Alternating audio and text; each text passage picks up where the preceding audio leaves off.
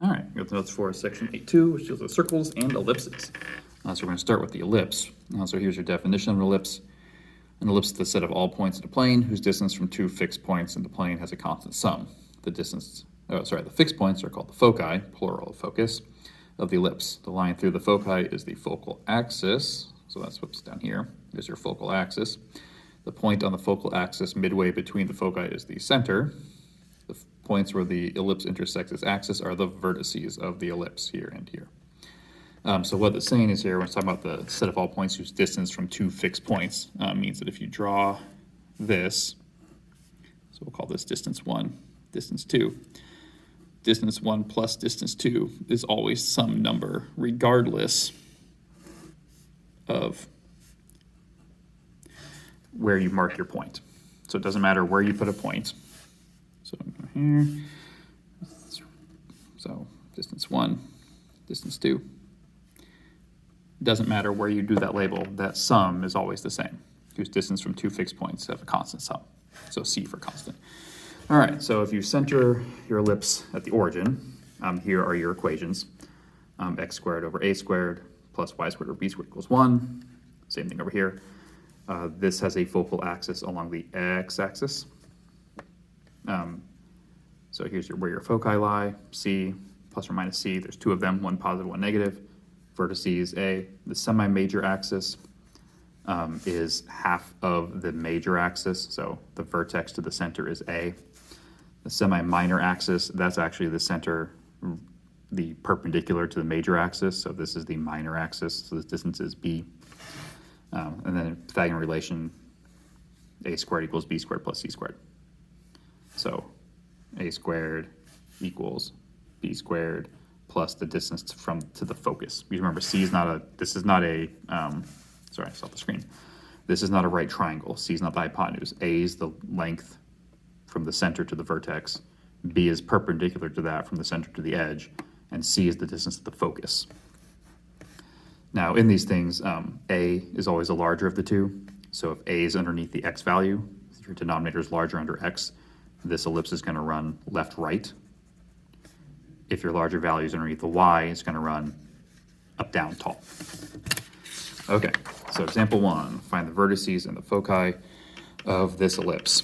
So ellipses have to be equal to 1, so I need to divide everything by 36. So this becomes x squared over 9 plus y squared over 4 equals 1. So the larger of these is a squared, so I know that a squared is equal to 9. The smaller of them is b, so b squared is equal to 4. And the relationship is a squared equals b squared plus c squared, so I can use that to figure out what c squared is. So 9 is equal to 4 plus c squared, so c squared is 5. So using these values, a is 3, b is 2, and c is root 5. So to find the vertices, they are a distance from the center in both directions, plus or minus a. So the vertices lie at plus or minus 3, 0, because I'm centered at the origin. The foci are plus or minus c, so plus or minus root 5, 0. Okay, so there we go. Now, okay, so 2, find the equation of the ellipse with given foci, whose minor axis has length 4. So that's the value for b. So I know that c is equal to 3, b is equal to 4. I know that a squared is equal to b squared plus c squared. So a squared is equal to 16 plus 9. A squared is 25. So since I'm centered at the origin, the foci lie along the y-axis. So the y equation comes first, 25, because a is always underneath the direction of the major axis, plus x squared over b squared, which is 16, equals 1. So that is my lovely equation. All right?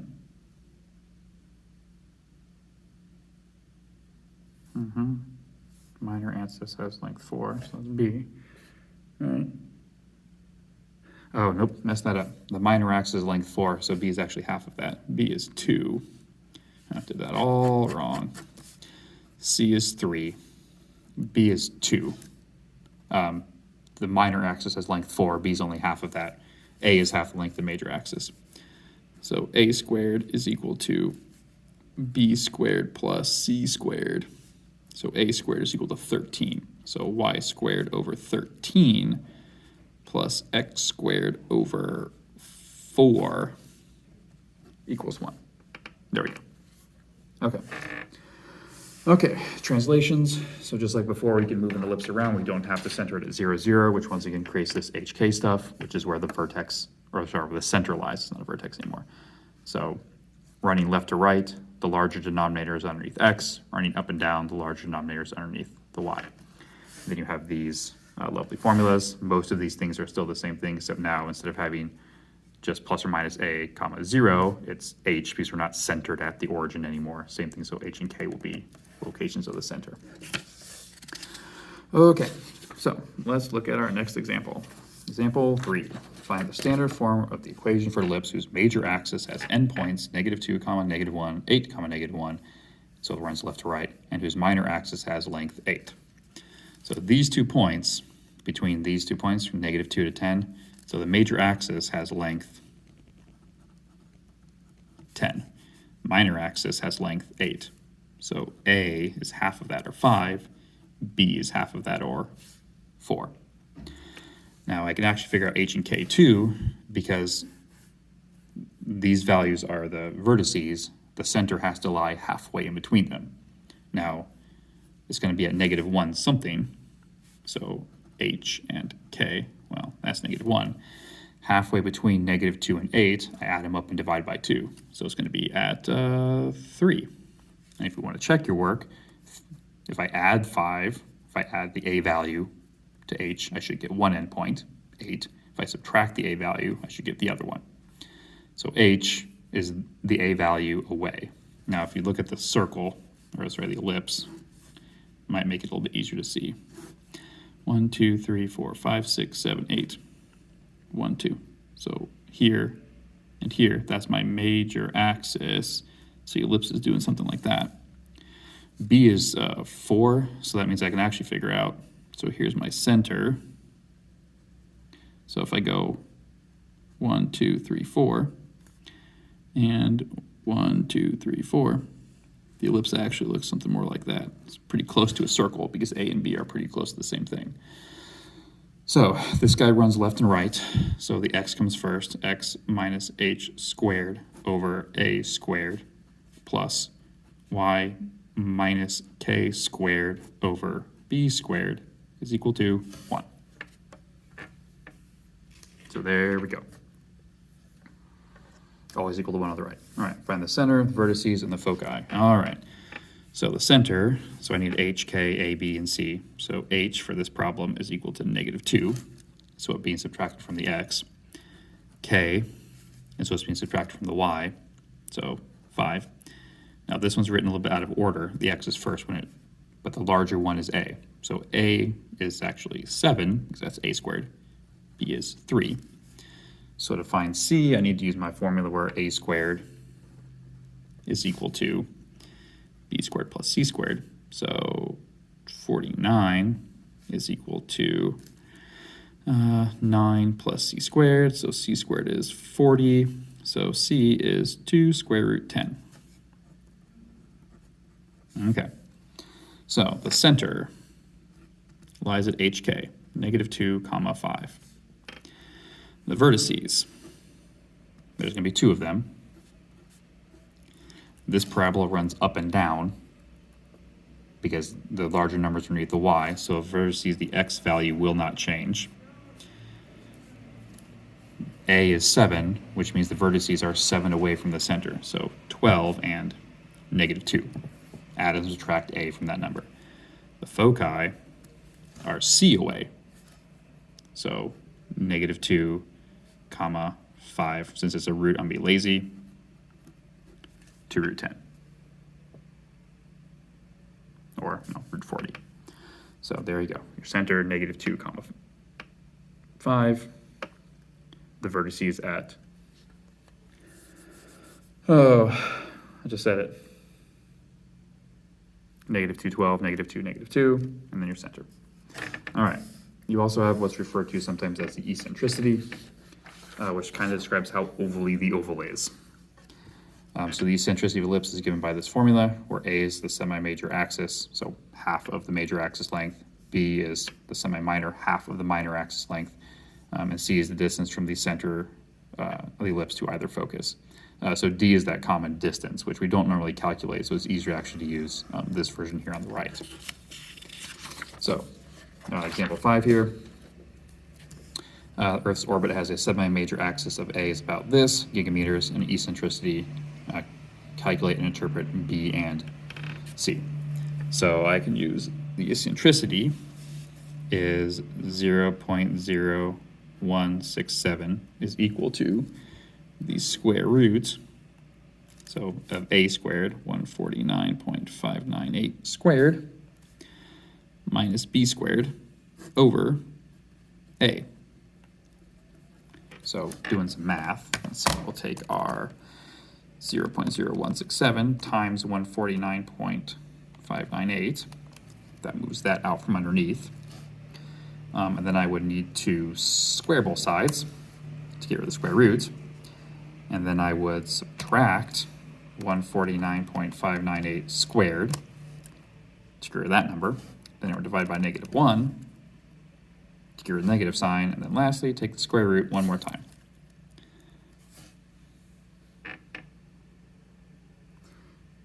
So B is equal to 149.58.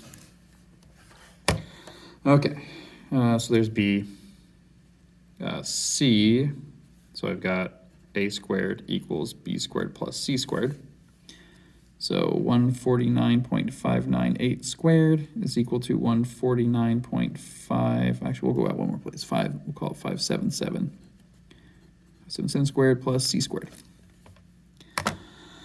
So 149.598 minus 149.57, whoops, forgot the squared, 149.598 squared, 149.598 squared, minus 149.577 squared, square root. All right, so C is equal to 2.51. So these are all in gigamiles. Okay, so there's all of our values. So when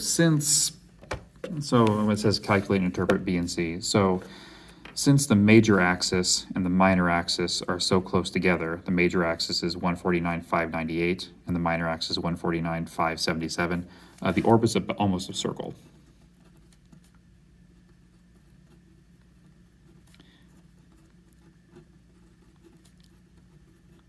Because they're so close to each other. So it's just about almost exactly as wide as it is tall.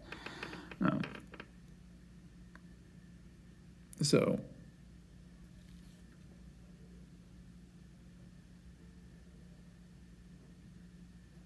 that's essentially what you're looking at. The C value tells you how off-center.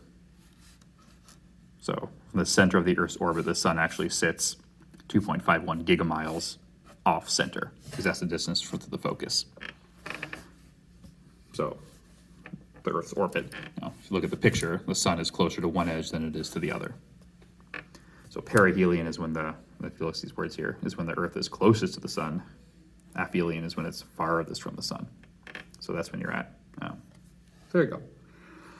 Okay, so reflective property. The ellipse used to generate the ellipsoid of a lithotripter has a major axis of 12 feet and a minor axis of 5 feet. How far from the center are the foci? So we're going to just do this horizontally because why not? So the major axis has length 12 and a minor axis length 5. So A is 6, B is 2.5. A squared is equal to B squared plus C squared. So 6 squared is equal to 2.5 squared plus C squared. So C squared is equal to 6 squared minus 2.5 squared. 29.75. Take the square root. Don't want that. I want a decimal. So C equals 5.45 feet. So how far from the center are the foci? They are that far. A lithotripter is actually something that uses sound waves essentially to break up kidney stones. You sit in it at one focus and the sound emitter's at the other focus, and because of the shape of the ellipse, anything that's placed at one focus of sound or light will be automatically all reflected to the other focus. So what happens is, you're in one focus, the emitter's in the other focus, so the sound waves travel out, hit it, and always reflect back to you and bust up your kidney stones for you. And that's the end of the section.